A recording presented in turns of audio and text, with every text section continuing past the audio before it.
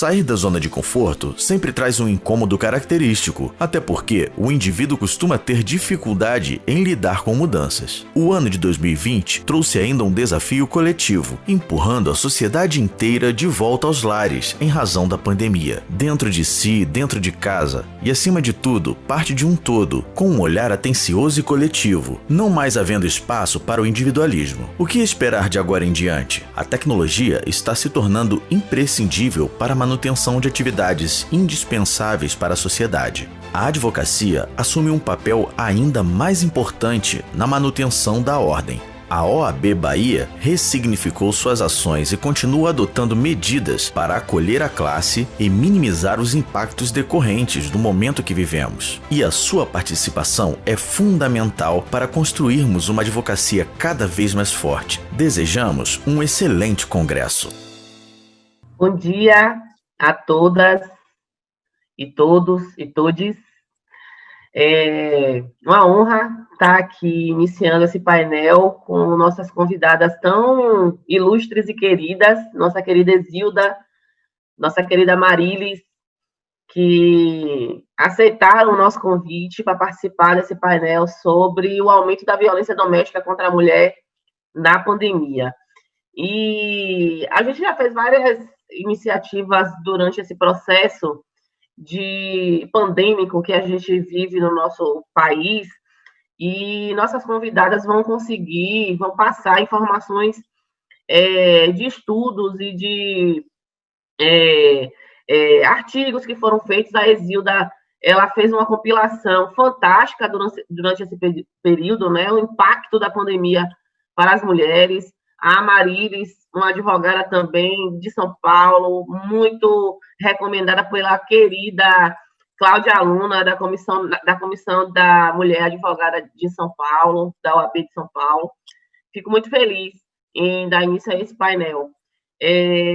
Bom, a gente, como eu disse, a gente fez várias iniciativas e a gente percebeu que, ao longo desse período, houveram mudanças no perfil e no comportamento da violência doméstica contra as mulheres, porque nós já estamos há 5 meses de pandemia, há 5 meses quase 6 meses, né, de isolamento social, que já está bastante flexibilizado em alguns estados, e as mulheres, elas foram altamente impactadas por esse processo, né? Então, a gente teve, inicialmente, um período de redução, entre aspas, do número dos casos de violência doméstica familiar, e a gente verificou que essa redução, ela se deu basicamente porque as mulheres estavam com dificuldade de acesso aos meios de denúncia e à rede de proteção à mulher, né?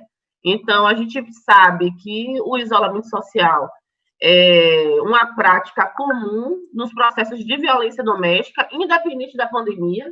A gente sabe que é comum que o parceiro agressor, ele isole a mulher do seu círculo de convivência, para que aquela violência ela não seja tão reconhecida, tão explicitada.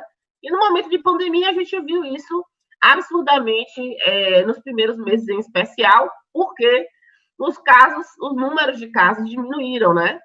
Então, a gente houve um descompasso entre os dados das secretarias de segurança pública, principalmente no mês de abril e no mês de março, final de março e mês de abril, e os do número do Disque 180. Então, a gente viu um aumento de 18% a 20% no Disque 180 no mês de março, e lá para abril, a gente já vê um aumento de 50% em relação a 2019.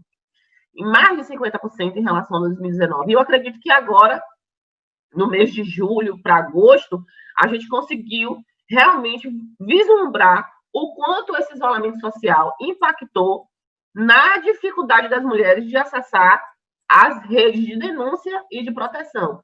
E aí houve um processo de construção de mecanismos de denúncia, né? Aquela campanha do CNJ de colocar o X vermelho na mão e procurar uma farmácia ou procurar algum estabelecimento para que ajude aquela mulher a fazer denúncia, as próprias disponibilização da DEAN digital em alguns estados, que aqui na Bahia foi bastante tardio, né? A gente teve, basicamente, na semana passada, a DEAN digital sendo implantada. Então, esse aumento da violência doméstica nesse período revela tão somente que nós precisamos de políticas públicas que facilitem o acesso à mulher à rede de denúncia e que elas tenham certeza que elas vão ser amparadas, que elas vão poder ter todo o apoio para si, para seus filhos, de denunciar e de se proteger daquelas agressões. Então, eu acho que o país pôde verificar nesse período, através de um conjunto de legislações. A gente teve uma lei aprovada no Congresso Federal que possibilitou e imputou, né, obrigou que os órgãos adotassem algumas providências nesse período de pandemia. A gente ainda não acabou a pandemia, a gente ainda está sem vacina, embora tenha havido uma flexibilização de circulação de pessoas em alguns locais. Aqui na Bahia, por exemplo, há cidades que estão retrocedendo nessa flexibilização, porque a Bahia voltou ao vermelho, no sentido do número de contaminação de internados e de mortes. Então, a gente precisa consolidar todo esse aparato judicial, social e econômico, porque a gente sabe que a autonomia econômica das mulheres impacta sobremaneira na forma como elas vão conduzir esse rompimento, né? Muitas mulheres deixam de romper o silêncio, muitas mulheres deixam de procurar ajuda, porque não tem condições financeiras e econômicas, especialmente a população negra, né? Especialmente as mulheres negras, de se desvincular daquele relacionamento agressivo, violento, abusivo. E essas medidas do governo federal, que basicamente foi uma luta, né, dos parlamentares, dos nossos deputados e deputadas federais, para que esse auxílio emergencial chegue até essas mulheres, chegue até a população que tem menores condições de se manter em casa, né? Porque se manter em casa durante a pandemia é um privilégio para poucas pessoas.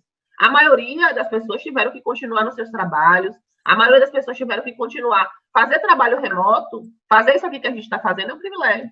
Então, para as mulheres em especial, em situação de vulnerabilidades sociais e de relacionamentos abusivos, a gente viu que na pandemia, nesse período, isso ficou mais escancarado, né? Revelou uma série de mazelas da nossa situação, né? Da nossa forma de conduzir. A gente tem uma legislação que fez 14 anos agora, que é a Lei Maria da Penha, uma legislação extremamente avançada, conhecida, debatida, amplamente conhecida pela sociedade, que foi um marco legal, que transformou a forma como a gente conduzia, mas que ainda precisa se consolidar no que diz respeito à proteção efetiva dessas mulheres. A proteção das mulheres no que diz respeito de não voltarem para uma situação de vulnerabilidade e de violência doméstica. E aí, a gente vivenciou uma situação extremamente delicada nos últimos meses, que foi aquela situação da menina de 10 anos, que ela precisou recorrer ao sistema de saúde porque ela vinha sendo estuprada desde os 6 anos e engravidou do seu estuprador, que era o seu tio, e ela precisou interromper essa gravidez, e ela não foi atendida da forma como deveria ser atendida pelos órgãos de saúde e pela justiça do nosso país. Ela precisou recorrer à justiça quando, na verdade, não precisava que esse recurso fosse acionado, porque a nossa legislação, desde 1940, permite a realização, a interrupção da gestação oriunda de uma violência sexual, de um estupro. Então, ao mesmo tempo que a gente teve alguns avanços, a gente vivencia alguns retrocessos. E a gente precisa estar atenta, forte, unida e alerta. Por quê? Porque a gente não pode permitir que as legislações tão conquistadas, né, as lutas das mulheres em todos os espaços, os coletivos de mulheres, o Ministério Público, a Defensoria Pública, retrocedam a ponto da gente colocar em risco a vida de uma menina de 10 anos. Porque quando eu falo a gente colocar em risco, eu digo nós enquanto sociedade, porque nós somos corresponsáveis por toda essa violência que acontece, né? A sociedade brasileira e mundial, salvo raríssimas exceções, é marcada pelo patriarcalismo, onde o patriarcado ele dita as regras sobre nossos corpos. Então, se a gente não estiver lá, no parlamento, nos governos, nas prefeituras, para falar das nossas agruras, para falar dos nossos problemas, quem vai falar por nós? Então, nada sem nós, nada sobre nós sem nós, sem a nossa participação. E é por isso que a gente está vivendo um retrocesso, porque as mulheres precisam estar nesses espaços de poder e decisão, para que a gente não retroceda nessa luta que foi tão difícil.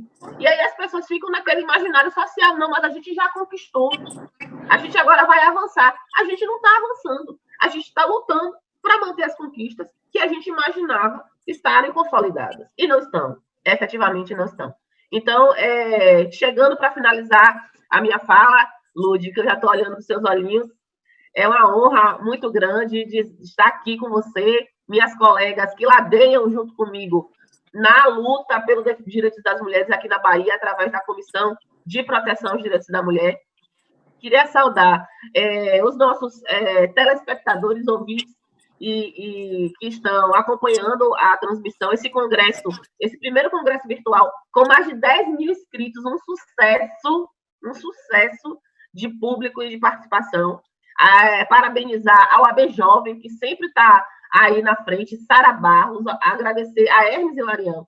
Eles foram, assim, hercúleos para consolidar essa atividade. Então, para deixar também mais tempo para as nossas queridas palestrantes, queria finalizar minha fala dando um beijo, um abraço para todas as mulheres advogadas e não advogadas do nosso estado. Um beijo. Obrigada. Renata, sua fala foi objetiva e muito precisa. Abordou exatamente os pontos principais. Eu não sou. Mas você conseguiu e os dados apresentados mostram muito da nossa realidade e os problemas que nós precisamos enfrentar. E como você bem disse, temos que abarcar nossas obrigações como sociedade, enxergar os problemas e buscar soluções. Realmente estamos aqui para isso.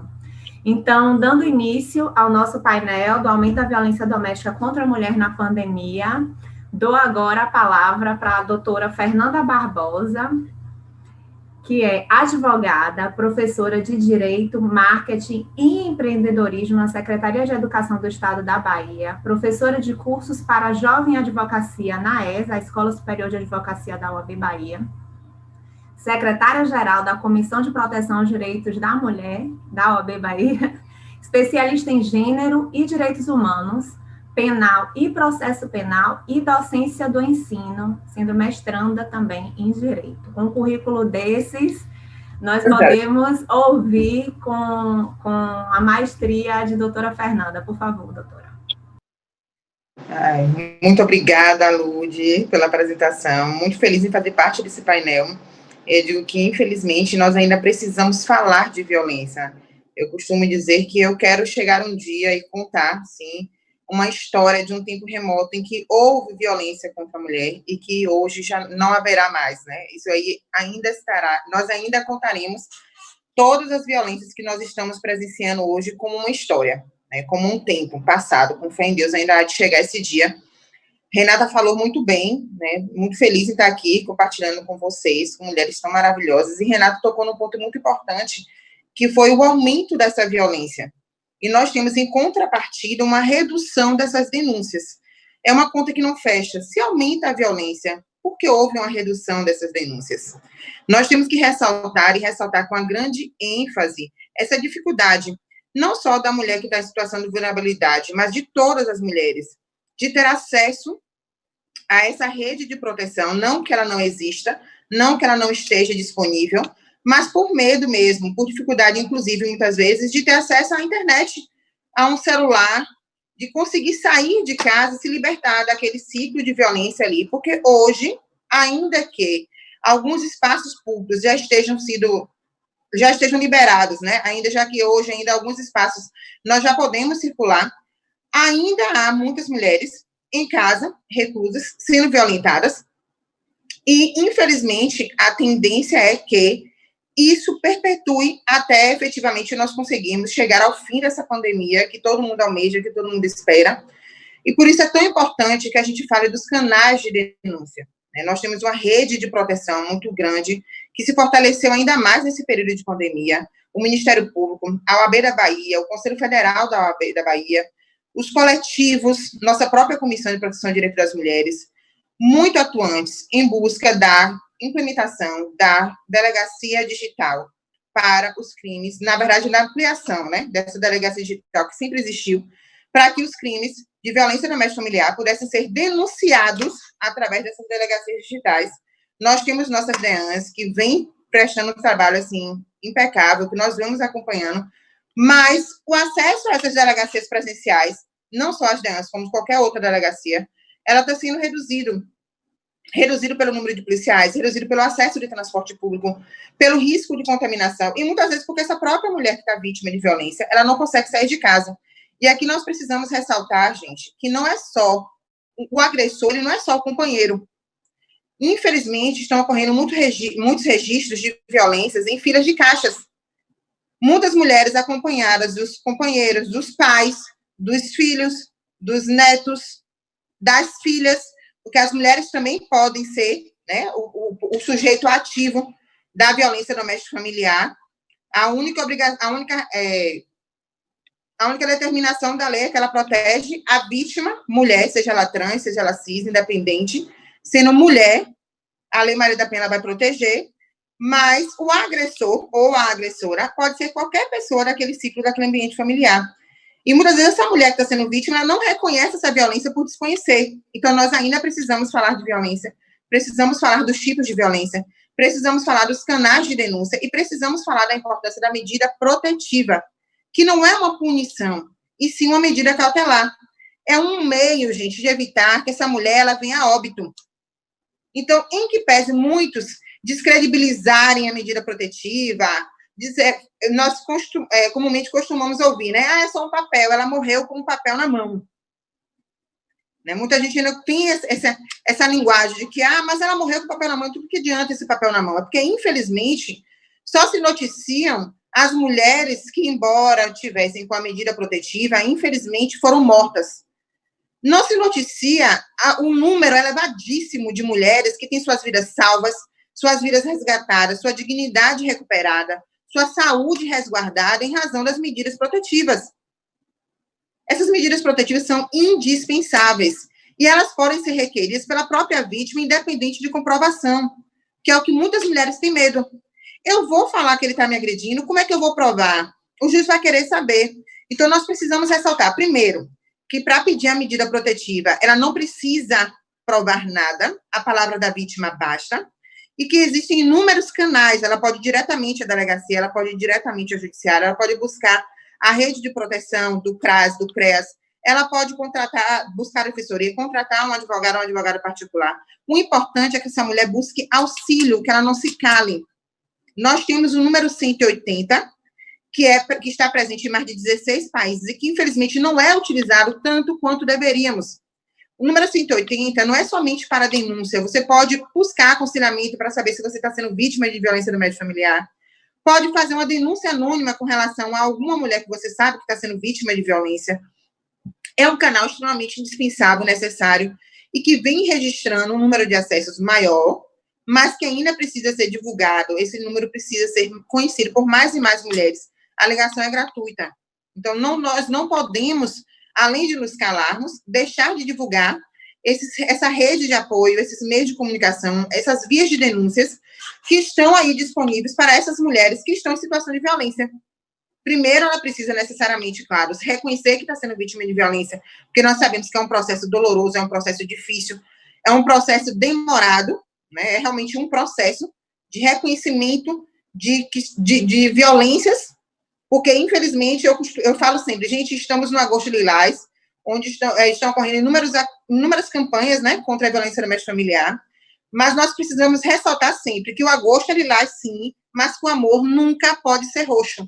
Nós não podemos romantizar a violência. Carinho é carinho, né? Cuidado é cuidado. Excesso de carinho, excesso de cuidado é violência. Seja ela psicológica, seja ela física. Então, nós temos que estar a todo tempo atentas aos tipos de violência. As nossas mulheres, as nossas companheiras que estão aí sendo agredidas diariamente, seja pelo tio, seja pelo irmão, seja pela irmã, pelo filho, pela sogra. Então, nós temos que parar de ver o agressor somente como aquele companheiro, o marido, que pese o número elevado seja realmente dele, né? E passar a identificar os outros tipos de violência e ver que o agressor pode ser também uma agressora e pode ser também, não necessariamente o companheiro, mas qualquer pessoa que esteja naquele ambiente ali familiar daquela mulher que está sendo agredida, violentada. Falar dos canais de denúncia e enfatizar a necessidade de não nos calarmos, porque quem silencia também mata. O silêncio mata. Eu sempre costumo perguntar, quantas mulheres você já matou? Quantas mulheres você desconfiou que estava sendo vítima de violência e você não denunciou? Ou você teve certeza e não meteu a colher, né? Como necessariamente as pessoas falam. Então, vamos denunciar, vamos utilizar tantos canais de denúncia que nós temos e que foram conquistados com fundamento e muita luta, né? A delegacia, a implementação dos crimes, né, a ampliação desses crimes contra a mulher na delegacia digital foi uma luta constante nesse período de pandemia. E só está ocorrendo, e muitas mulheres ainda serão salvas em razão disso, porque outras mulheres se juntaram e lutaram em prol de seus pares. Porque sem mulher, a gente não tem sociedade, tá? Eu tentei ser sucinta, Lud. Eu gostaria de agradecer muito o convite da OAB da Bahia, principalmente na pessoa de Hermes Hilariel, que é o atual tesoureiro, que eu venho acompanhando um trabalho brilhante, junto com Sarinha, na OAB Jovem, Sara Barros. Então, assim, a OAB da Bahia, ela vem se destacando não só na Bahia, como um cenário nacional pela inovação. Nós tivemos o Congresso da OAB Jovem, agora esse Congresso da Advocacia Baiana, com mais de 157 painéis, com participação ativa de mulheres e mulheres do interior, como eu. Então, muito obrigada pelo convite, a toda a diretoria da OAB da Bahia, parabéns pela organização, parabéns pelos temas extremamente relevantes e, principalmente, por falar de violência doméstica em tempos de pandemia, que é algo que nós precisamos, infelizmente, ainda falar.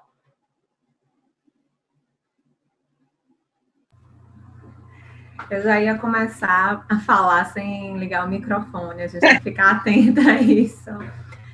Fernanda, seu currículo acompanha a sua expertise, com certeza, em relação ao tema. Por te conhecer, por ver sua atuação, eu vejo quão qualificada é, mas cada vez que eu te ouço falar, mesmo que rapidamente, a gente vê como é importante a gente atuar nesses casos. E, realmente, você enumerou as medidas que já foram aprovadas e que já foram tomadas, mas que, infelizmente, ainda não são devidamente colocadas em prática, né? E nós, como sociedade, como já foi dito por Renata, especialmente por atuarmos nessa frente de batalha, a gente tem que atuar principalmente na conscientização da população, e esses eventos, esses painéis, como vocês bem colocaram, são importantíssimos, tanto para informar a população, quanto aos nossos pares, das formas em que podem atuar quando se tem um caso de uma violência doméstica para defender, né?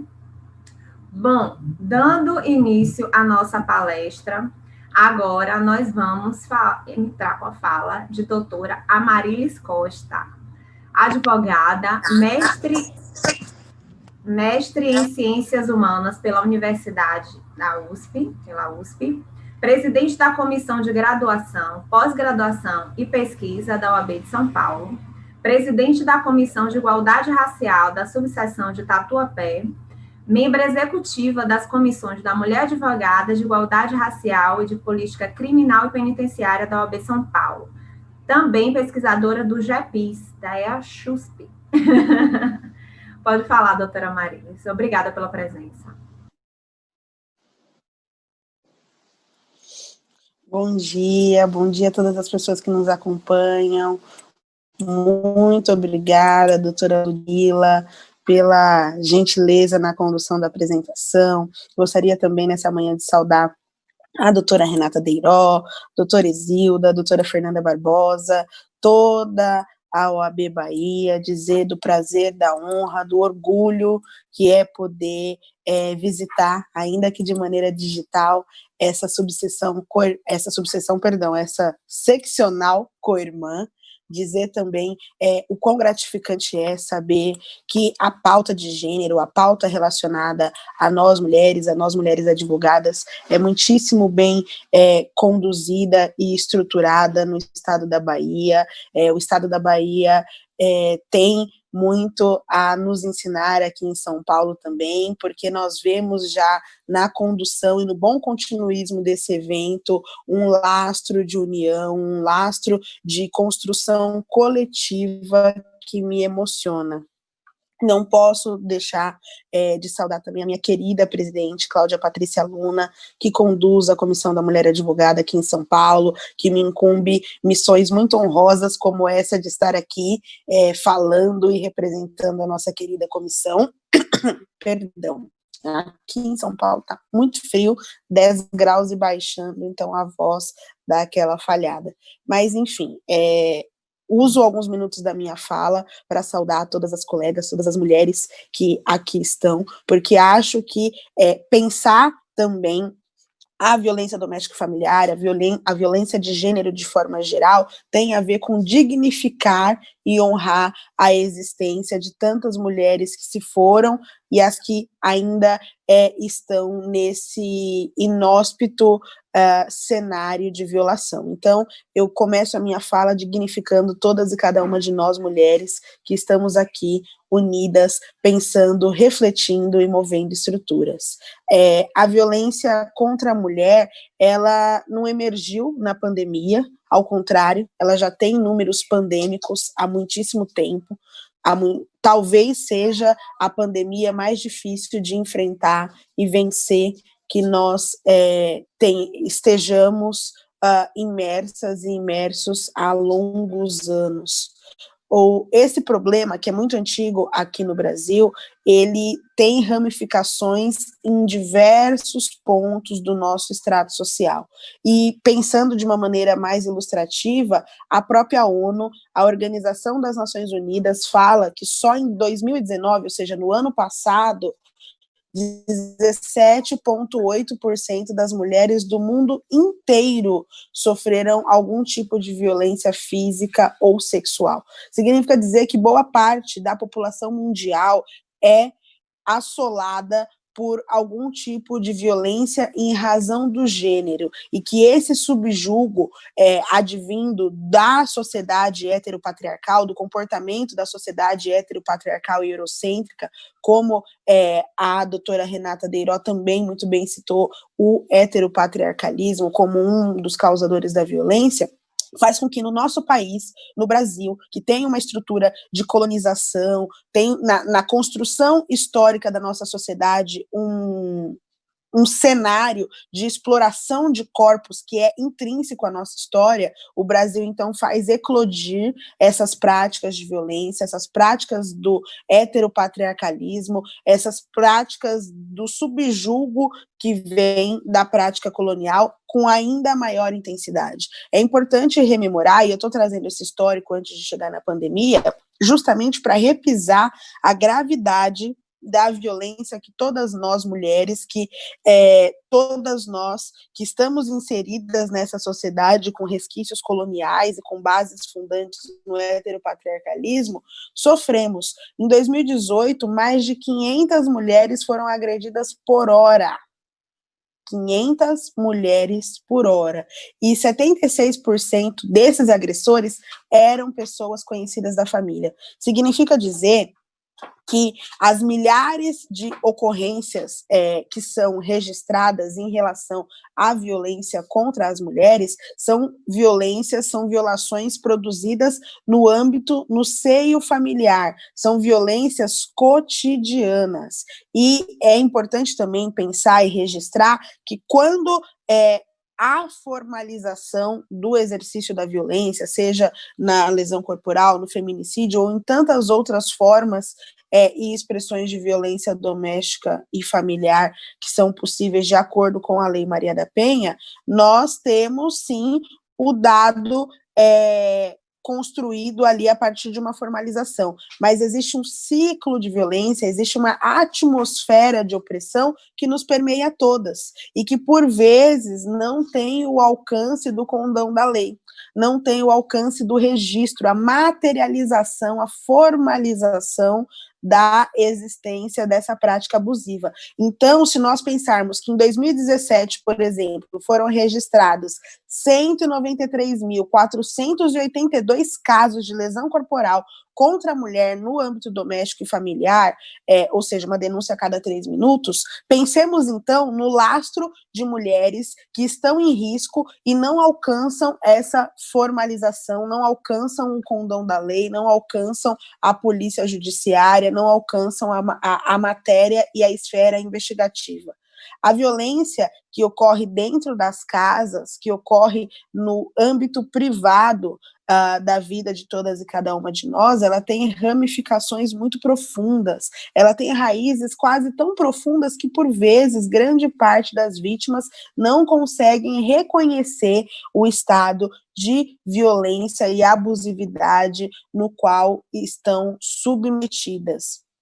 E isso é importante dizer justamente para que nós façamos aqui o recorte em relação à Covid-19. A Covid-19, ela é uma espécie de coquetel molotov que faz com que as tintas da situação de violência doméstica e familiar estejam todas mais intensificadas e que o estopim da bomba esteja cada vez mais próximo. E eu digo por quê?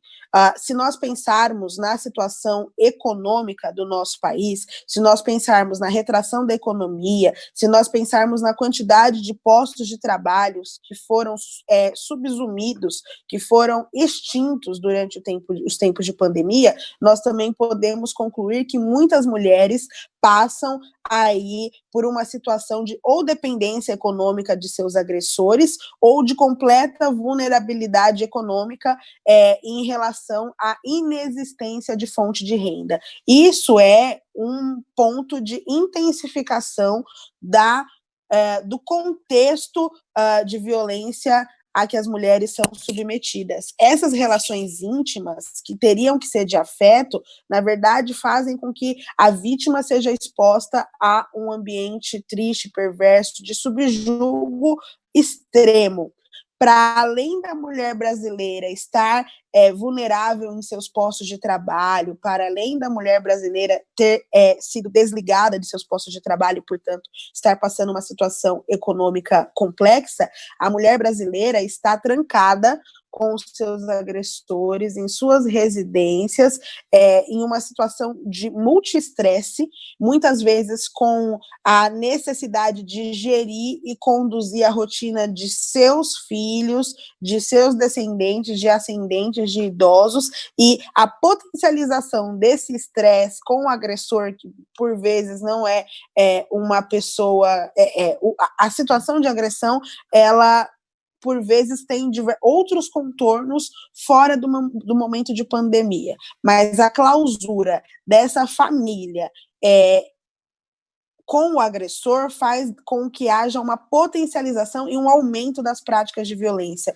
Então, há também o contexto de que muitas mulheres que sofriam violência patrimonial, psicológica, passam a sofrer violência efetivamente física, justamente por conta dessa intensificação do cenário, da convivência e da permanência constante do agressor no ambiente doméstico e familiar. As situações de violência dentro do lar, elas passam a ser mais frequentes justamente por isso. Bom, deixa eu já costurar a fala aqui e caminhar para o final, porque eu sei que a gente tem um tempo exíguo. E aí eu preciso trazer o recorte da questão racial, da questão de classe, pensar, por exemplo, nas trabalhadoras domésticas. 90% do trabalho doméstico exercido no nosso país é um trabalho doméstico exercido por trabalhadoras. Significa dizer, então, que nesse estágio de pandemia, essas trabalhadoras, elas entram numa condição de hipervulnerabilidade. A vida econômica dessas famílias brasileiras fica afetada por essa crise de saúde. A construção de políticas públicas, a construção negacionista do Estado faz com que essa vulnerabilidade se intensifique.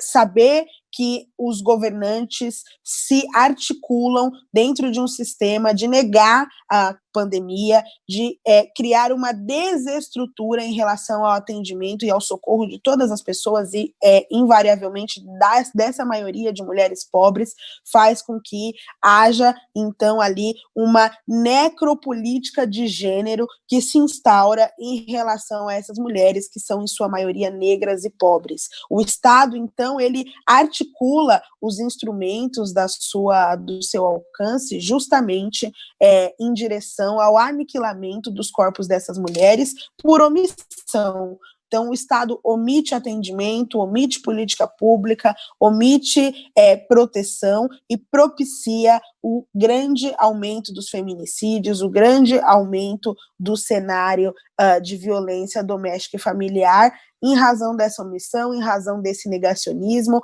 em razão dessas práticas violadoras que começam no seio da política pública. Obviamente, existem honrosas exceções, obviamente, existem espaços onde há um compromisso seríssimo com o combate à erradicação da violência doméstica e familiar, mas nós temos que pontuar e sinalizar que isso não é uma constante e muitas e muitos dos nossos governantes tendem a piorar ou a dificultar essa luta pelo combate. Já caminhando, então, para o encerramento dessa exposição, com a minha gratidão pela oportunidade de fala e escuta, eu queria trazer mais um dado, dizer que esse atual Ministério da Família, da Mulher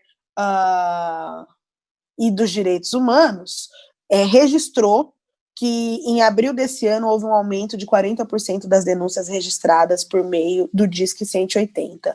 Então, buscar o fortalecimento dos canais de denúncia digital, como já foi dito aqui, fazer com que as mulheres e as pessoas também tenham inclusão digital e acesso a aparelhos eletrônicos, à internet, pode fazer um condão de maior proteção para as vítimas que aqui no Brasil, em sua maioria, são negras, de baixa escolaridade, vulnerabilidade econômica, têm difícil acesso à inclusão digital, realizam um trabalho doméstico remunerado ou não.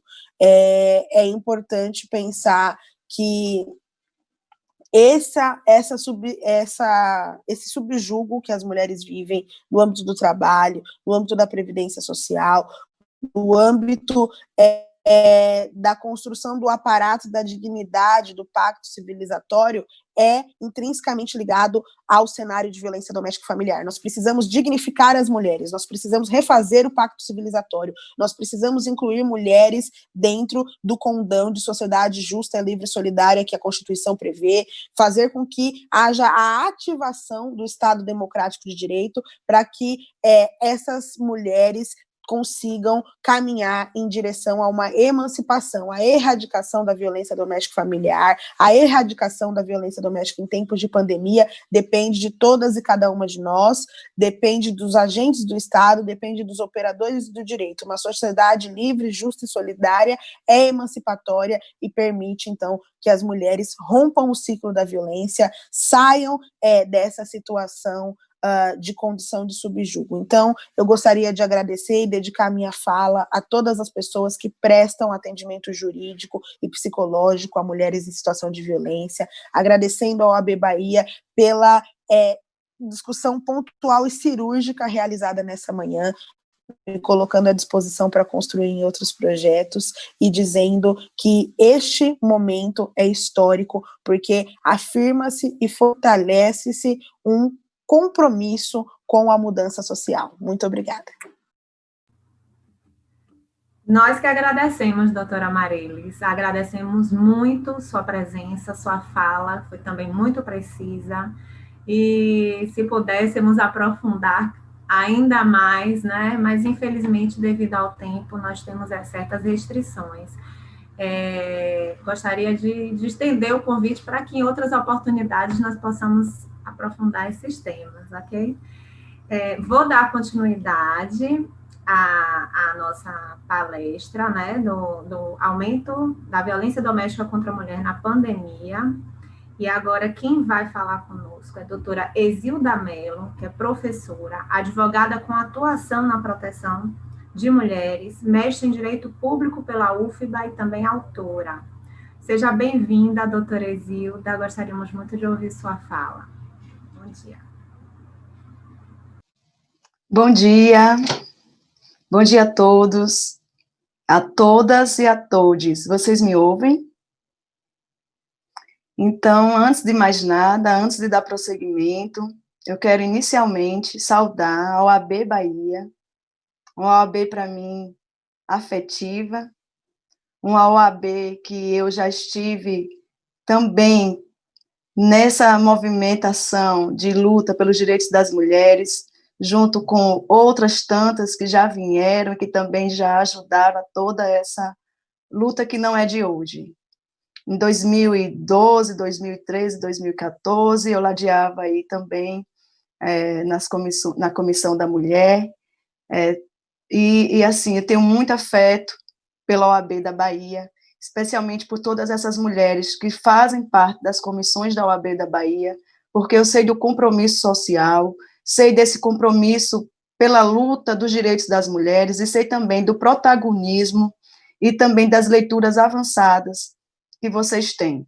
Então, eu primeiro saúdo a todas vocês, em nome da presidência e também da vice-presidência, e especialmente na figura de Renata Deiró, que, para mim, foi uma grande alegria ter conhecido esse ano, no momento que antecedeu a pandemia, e que foi um dos momentos, inclusive, mais especiais para mim, de convívio afetivo esse ano, foi um encontro com ela, que se deu lá em Fortaleza, antes de começar tudo isso que estamos vivendo.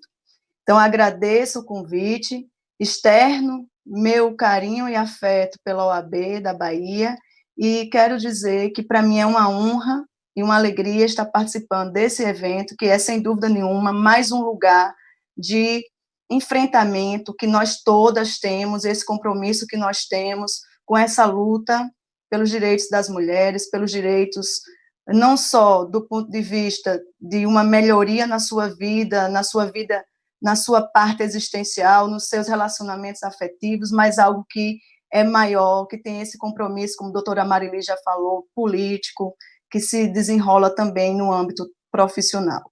Então, saúdo as duas palestrantes iniciais, doutora Fernanda e doutora Marilis, por essas falas tão importantes, e eu dou continuidade falando de algumas questões que eu pontuei aqui, que eu acho importante trazer.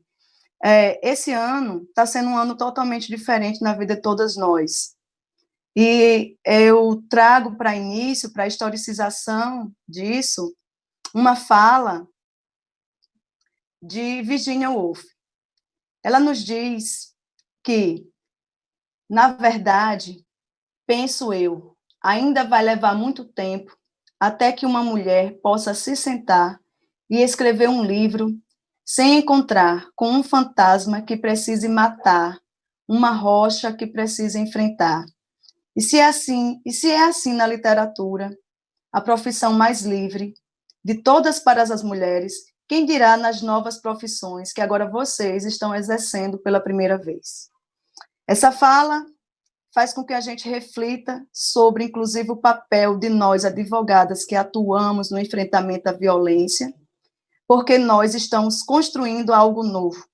Nós estamos mexendo, inclusive, com a estrutura do próprio judiciário, quando a gente fala que existe um direito na proteção das mulheres, que nós fazemos uma advocacia na proteção das mulheres. Não é de se estranhar que muitas pessoas, inclusive do Ministério Público e da própria magistratura, questionam que tipo de advocacia é essa. Não é? A gente tem que, inclusive, muitas vezes explicar o porquê de fazermos esse tipo de atuação.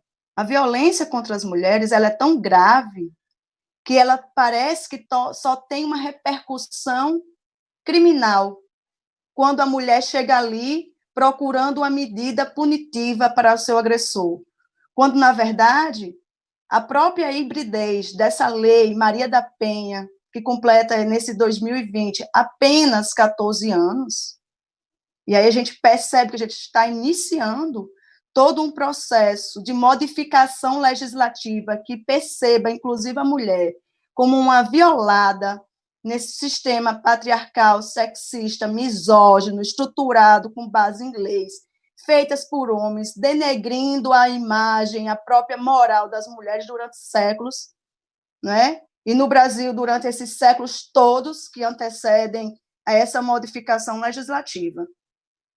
A mulher, no Código Civil de 1916, era coisa.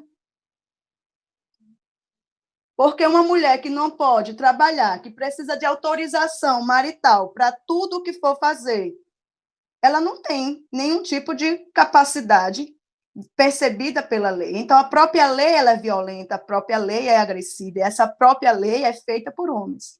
Não é de estranhar que esse ano, no início da pandemia, esse processo que ocasionou uma crise no mundo todo, e como disse Simone de Beauvoir, quando uma crise aparece, as primeiras que sofrem são as mulheres, e nós estamos comprovando isso, e nós podemos dizer que o impacto é racista, classista, sexista, por mais que haja dificuldade em sistematizar esses dados e procurar essas fontes para dizer que números são esses, que já são números subnotificados, assim como a própria pandemia.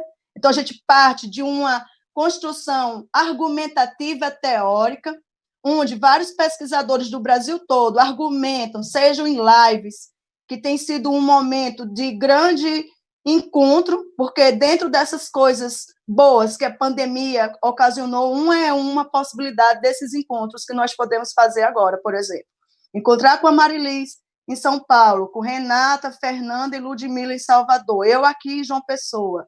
Amanhã a gente fazer com uma de Manaus, uma de Boa Vista, uma lá de Caicó, do sertão do Rio Grande do Norte, falando das mulheres que sofrem violência na zona rural dos estados nordestinos, é uma possibilidade que nunca a gente teve, porque nós tínhamos todos os empecilhos para viajar, com quem vamos deixar nossos filhos.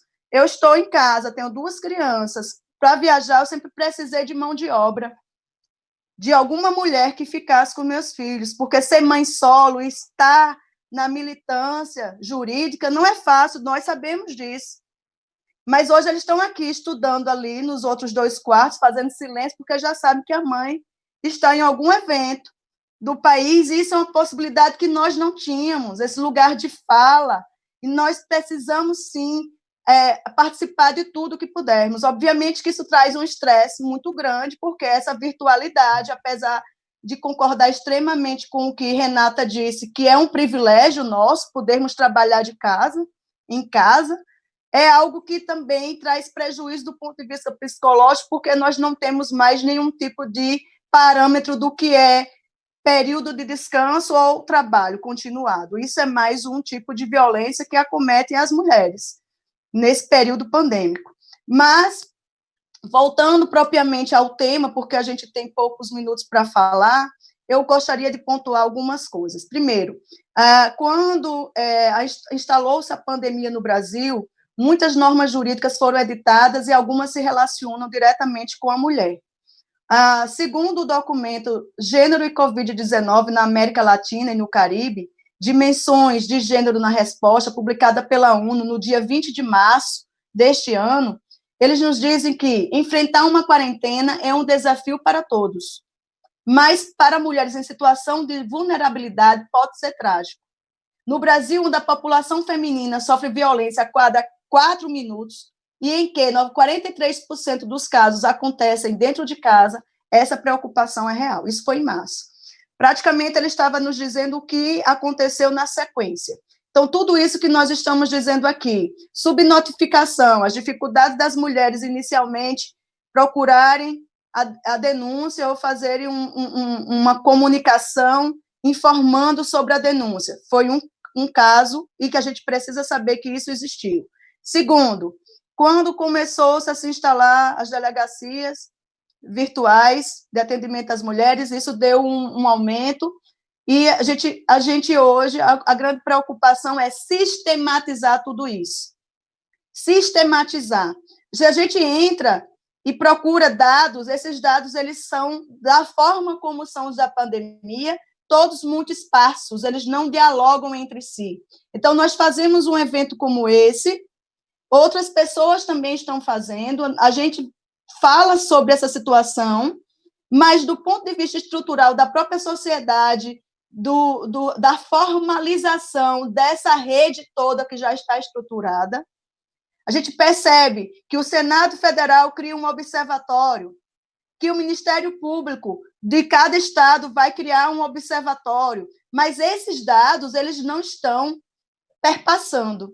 Então, agora, recentemente, como a Renata até já antecedeu, eu, juntamente com duas outras co-organizadoras, Carla Estela, que foi minha aluna da Unirui, e Maria Júlia Poletini, que é lá de Recife, pesquisadora e também atuante na proteção de mulheres, começamos uma produção acadêmica que contou com 180 pesquisadores do Brasil todo, de praticamente todos os estados, com exceção do Norte, que nós só tivemos até agora uma produção do Norte.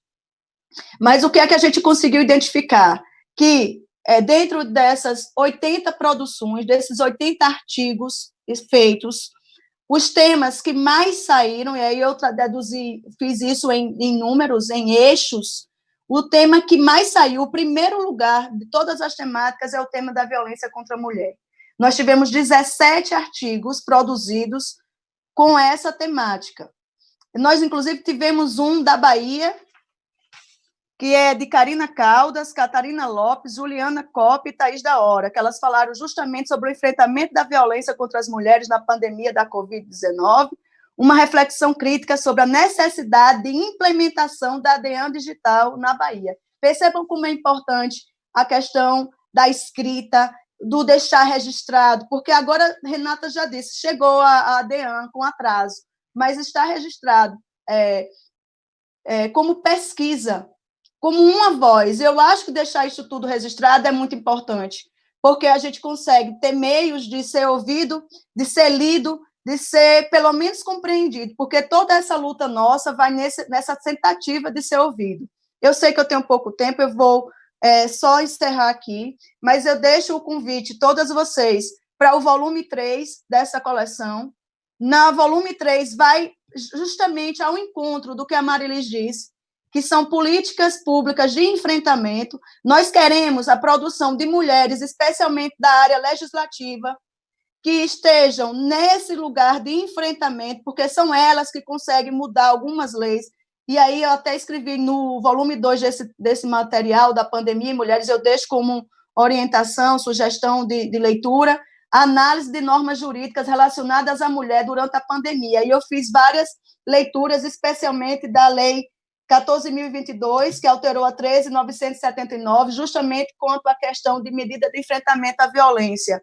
Eu faço a análise dela inteira, mostrando que, por mais que a gente tenha tido alteração, do ponto de vista concreto, a gente não vai ter como alterar, porque as complicações da lei são muitas, é uma lei praticamente inconstitucional. Então, assim, agora, nesse momento do ano de 2020, a principal questão para nós mulheres é estarmos de mãos dadas com mulheres que atuam com a bandeira feminista, colocar no nosso legislativo municipal, inclusive no nosso executivo municipal, pessoas, mulheres especialmente, que tenham essa bandeira, porque senão nós vamos ficar aqui na área jurídica esperando essas leis e a gente vai ficar enxugando gelo, porque enquanto não fizermos uma modificação do próprio imaginário sobre o que é uma relação afetiva, e aí precisa da educação sentimental para jovens, mulheres entenderem como é que elas podem se relacionar com a masculinidade tóxica, e para não cair no punitivismo e esperar somente que os homens sejam punidos, também é importante que esses próprios homens eles consigam entender, desde a sua formação de criança e adolescência, como é que eles vão se relacionar com as mulheres. Porque senão a gente vai ficar só nesse lugar aqui, de esperar uma punição, mas sem falar na maior estrutura, que é a mudança dessas pessoas e como elas vão se relacionar. Nós todas somos mulheres, nós todas já passamos por relacionamentos, muitos deles são abusivos, e inclusive na nossa área profissional a gente tem, sim, relações abusivas de poder com homens que já chegaram com muita mais facilidade nesses lugares de poder. Então, nesse momento, eu encerro dizendo que é essencial que nós nos juntemos agora nessa mudança política e procuremos essas mulheres que também serão nossas companheiras, porque sem essa continuidade no poder executivo e legislativo, a gente não caminha sem essas mulheres, porque não adianta votar em mulher se ela não for feminista. A feminista, tem que caminhar conosco, porque só enfrentamos esse machismo com a bandeira feminista, que é uma bandeira que combate patriarcalismo, racismo, todas essas mazelas capitalistas que estão desde a nossa ideia de concepção de como nós nos constituímos. Nós, que eu digo aqui, sociedade pós-moderna aqui no Brasil. Eu diria, a título só de encerramento, que nós vivemos uma pandemia anual há muitos anos. Quando nós falamos que são mais de 80 mil casos de denúncia por ano de violências no Brasil, isso sim já é dado de uma pandemia anual. Tá certo? Agradeço e obrigada a todas.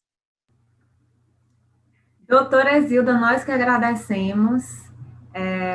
Sem dúvida nenhuma, esse encerramento com a sua fala abrilhantou e conseguiu, de uma forma, integrar todas as falas anteriores e nos pontuar ainda mais, que é o prosseguimento de como colocar em prática, que é, em especial, a questão legislativa.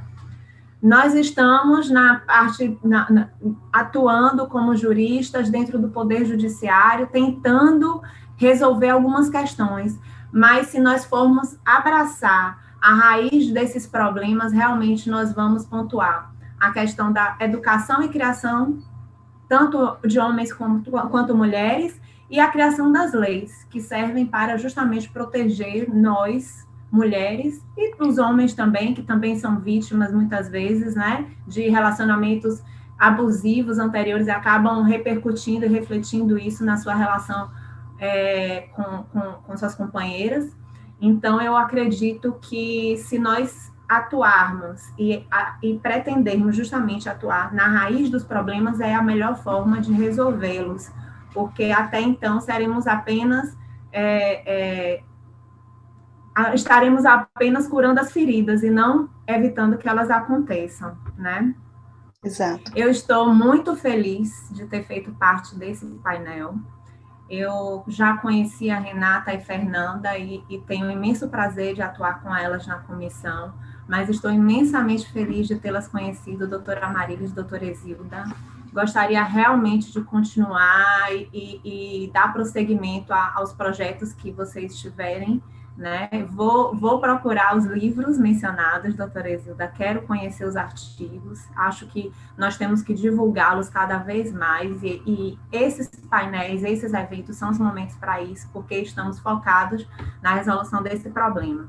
Então, concluindo, infelizmente, estamos concluindo agora o nosso painel, foi o terceiro painel do Congresso Online da Advocacia Baiana, falando sobre o aumento da violência doméstica contra a mulher na pandemia. Foram brilhantes todos os painéis. Quero aqui também deixar meu agradecimento, além das palestrantes, aos organizadores do evento, Hermes, tesoureiro da OAB Bahia, e Sarinha Barros. Sarinha, porque eu acabo exacerbando o meu carinho por ela, minha amiga querida, mas doutora Sara Barros, que é a presidente da OAB Jovem da Bahia. Eles foram precisos e a organização desse evento está excelente, um verdadeiro passo muito avançado dentro do que nós estamos agora nos colocando, né, dentro desse período de pandemia, e eu tenho muito orgulho de fazer parte como advogada, como conselheira, como integrante da Comissão de Proteção aos Direitos da Mulher, e como parceira dessas pessoas, tanto as palestrantes quanto os organizadores, porque eu tenho muita admiração e respeito por eles. Então, vou encerrar agora o nosso painel. Antes de você encerrar, eu queria uma palavra bem rapidinho, 1 minuto. Você me concede? Tá, claro, por favor, Rita. Gente, eu queria convidar vocês a conhecer o trabalho da professora Exilda e da professora Amarilis. Elas estão nas redes sociais e elas têm postado coisas importantíssimas, certo? O trabalho de coletânea de artigos da professora Exilda, eu vou me esforçar para participar do próximo, viu, Exilda? Ótimo. Porque eu atuo na área legislativa, né? Eu sou assessora parlamentar de uma deputada estadual, a deputada Olívia, aqui na Bahia, E a gente tem feito uma série de iniciativas, e eu estou lá o tempo todo correndo, junto com a Comissão da Mulher da Assembleia Legislativa da Bahia. Então, eu acho que eu vou conseguir, agora que está um pouquinho bem ligada à área de atuação, participar dessa coletânea de artigos, né? Que você mencionou, as meninas que fizeram o artigo, né? A Catarina, a Karina, a Juliana e a Thaís, elas são da nossa comissão, são membros da Comissão de Proteção dos Direitos da Mulher.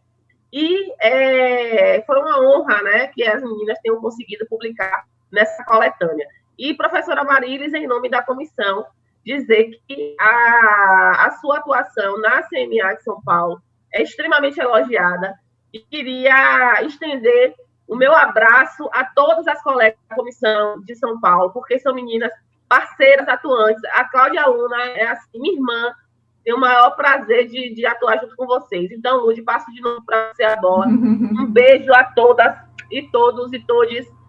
Obrigada por participar do nosso painel.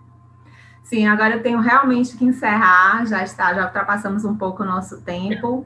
Quero agradecer a todos os telespectadores que estão assistindo e vou passar agora a fala, porque já em direto já terá início outro painel aqui na mesa. Acho que já é possível fazer a foto oficial do nosso evento, da nossa mesa, creio que todas estão presentes. Vou fazer eu mesma aqui uma, se não tiver ninguém printado a tela, vai pelo celular. Cadê a doutora Fernanda? 1, 2, 3 e... Pronto, queridos. Agora vamos encerrar nossa mesa. Grande abraço a todos. Lembrando aos telespectadores que já de pronto já vai iniciar o próximo painel. Grande abraço e se cuidem.